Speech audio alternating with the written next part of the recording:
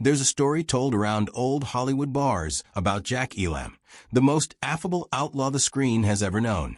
He'd joke with everyone, buy drinks for the crew, and treat people better than most stars treated their agents. But the moment that one particular name was spoken, his smile would disappear, and the room would grow cold. That actor had once humiliated Jack in front of a full crew. The kicker was that this man was a beloved superstar, adored by millions.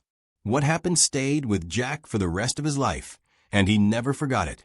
Number 1. Gary Cooper. No actor could ever have sparked anger as quickly or as deeply in Jack Elam as Gary Cooper did. Their feud didn't come from shouting or fists. It came from something worse than that, being treated like he wasn't even human. Cooper's quiet superiority could cut deeper than any insult, and Jack experienced it in the most humiliating way possible. It was on a dusty western set early in the 1950s. Jack was still a struggling character actor, ambitious to prove himself. He moved into position, waiting for Cooper to give him the cue line. Instead, Cooper had merely turned his head slightly and looked right past Jack. Not at, through. Jack once told a friend about the moment. He said that Cooper had looked at him as if he were a smudge on the lens, not a man, not even an actor. The breaking point was reached, though. Cooper walked over to the director and, without lowering his voice, said, "Can we not put him in my line? He's distracting." That single word seared itself into Jack's memory. Decades later, he was still able to remember it with the same outrage. To Jack, respect on the set was sacrosanct. Character actors carried the emotional weight of scenes, even if they weren't the stars of a film. Being dismissed like furniture wasn't just hurtful. It was a blow to his dignity. The more critics hailed Cooper's restrained performances as genius, the more bitter it made Jack. Privately, he said exactly what was on his mind. He wasn't acting, Jack said once. He was standing still and letting the hat do the work. The line spread quietly through stuntmen and supporting actors, in whispered tones of part fright, part awe. Jack Elam had declared war on one of Hollywood's untouchable legends. The hostility never softened. In 1961, Cooper died, but the resentment Jack had for him outlived him. Even years later, when asked about Golden Age icons, Jack would pause, let out a dry laugh, and say, "Just don't ask me about Cooper." It wasn't jealousy. It was humiliation. And Jack Elam never forgave humiliation. Number 2. John Wayne. John Wayne was the one man Jack Elam refused to stand behind literal. Their feud ignited in that very moment when Wayne decided the camera belonged to him and him alone. He attacked each and every scene with dominating presence, filling the set with just the sheer force of personality. The most famous incident occurred on the set of a Western in the early 1960s. Jack took his mark for a wide two-shot. Nothing particularly fancy, just a straightforward setup where both men shared equal screen space. Wayne turned, squinted, and his expression hardened. He walked straight toward Jack, stopped inches from his face, jabbed a finger into Jack's chest, and growled loud enough for the boom mic to catch. "Move back, partner. This is my frame." Jack didn't budge. He was too shocked. Actors argued fine, but not Wayne and Wayne. He claimed his territory, like some kind of land baron. The crew was silent, and Wayne just noticed the silence behind him with a smirk that was pretty much like he'd just spoken some line given to him by God himself. Thereafter, Jack believed that Wayne didn't just want to be the star. He wanted the rest of them to look like props. The actor had a facility for blocking on the fly, shifting lights, and even telling directors where to stand. He would reposition actors mid-scene, actually jerking an elbow or shoulder and dragging him half a step left or right. Years later, Jack told a fellow actor, "He didn't act with you. He acted around you, like you were furniture he had to work past." Wayne's defenders called it professionalism. Jack called it bulldozing. They never made amends. They never laughed it off. They never acted like it had all been some kind of misunderstanding. And whenever anyone asked Jack what it was like working with the Duke, he'd just shrug and say, "I survived it. That's enough." Number 3. Marlon Brando. Marlon Brando got under Jack Elam's skin like no other actor, simply by making every set a three-ring circus. The anger boiled over in a single eternal moment when Brando collectively decided the script wasn't important, the director wasn't important, and Jack Elam certainly wasn't important. On a mid-1960s shoot, Jack readied himself for a heated dialogue scene, one he had studied and rehearsed endlessly.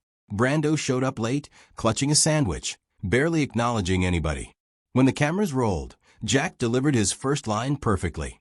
Brando didn't respond. Instead, he hunched down and took another loud, smacking bite, reciting Jack's lines word for word, as if mocking him. The crew exploded into laughter. Jack didn't. His jaw clenched, his eye narrowed, and every muscle in his face froze in disbelief. Later, Brando shrugged and said, through a mouthful of bread, "Your lines sounded better in my head." He was making it clear that he could hijack the scene at will. The pure disrespect did not head toward Jack, per se, but toward the craft itself. From that day on, he told friends, "You can't trust a man who treats a script like toilet paper." Brando's unpredictability didn't stop there. Later, in one scene, he changed his blocking without warning, and Jack had to improvise a reaction that wasn't in the script. The director just loved it, hailing the genius instinct of Brando. Jack walked off, set shaking with frustration. To him, professionalism meant discipline. To Brando, professionalism meant doing whatever amused him in the moment. It wasn't until years later, when Brando came up in an interview, that the reaction was instantaneous. A circle of the eyes, an exhale of breath, and the line he had repeated for decades. He was a minefield. You never knew when he'd blow up your scene just to see what happened. The call never came. The piece never occurred. Brando remained volatile right up to his death, and Jack remained furious. This one never healed. Number 4, Steve McQueen. It happened on a hot afternoon at Melody Ranch in 1967 during the filming of a mid-budget western where Jack Elam had been hired for a supporting role. The set was tense, the sun was brutal, and everyone was moving quickly. Everyone except Steve McQueen, who stopped dead the moment he realized Jack was standing closer to the camera than he was. McQueen despised losing center attention, and Jack was the target of that insecurity instantly when the camera favored him even for a split second. That moment of tension reached a breaking point during an action sequence where Jack, solely because of choreography, was closer to the camera lens than McQueen. Nothing intentional, mind you, but McQueen noticed right away. He strode straight to the director, flashed a cold half-smirk back at Jack, and said with sufficient volume for the entire stunt crew to hear, "He's not closer to camera than me. Fix it." The director hesitated, unsure how to respond. McQueen didn't wait. He strode back onto the set, picked up a wooden crate marking Jack's stance, and slammed it down 2 feet behind him. The message was unmistakable. Jack did not budge. He couldn't believe how petty it was. Later that afternoon, McQueen took it further. During rehearsal, he constantly invaded Jack's space, not enough to break the scene, but enough to make him have to adjust mid-performance. After the third interruption, Jack muttered to a crew member, "He's not acting. He's measuring." McQueen's defenders claimed he was protecting his brand, that the King of Cool had to look perfect from every angle. Jack saw something else entirely. Insecurity dressed as confidence. The feud grew quietly. No screaming matches, just a series of subtle, sharp cuts. McQueen repositioning props, shifting his stance, leaning into Jack's frame so the camera would naturally drift toward him. Tiny moves that added up to a clear message. "This set belongs to me." Jack never forgot it. Years later, when asked about McQueen, he said simply, "He played cool. He didn't feel cool." The grudge lingered. Number 5, Kirk Douglas. The trouble with Kirk Douglas started the instant Jack Elam watched him charge across the set, like a man preparing for war. Douglas didn't warm up to people. He didn't ease into scenes. He arrived with a force that demanded the room adjust to him, and Jack felt the impact instantly. Their first real clash happened on a shoot in the late 1950s. The crew was blocking a simple 2-shot, one of those where the actors split the frame. Jack took his mark, steady and ready. Douglas stepped in, scanned the set for the best light, then charged right at Jack without breaking stride. With a quick, unrepentant push to Jack's shoulder, Douglas leveraged him out of the hot spot, announcing the obvious. This angle works better for the star. No hesitation, no smile, no effort towards subtlety. The set fell silent.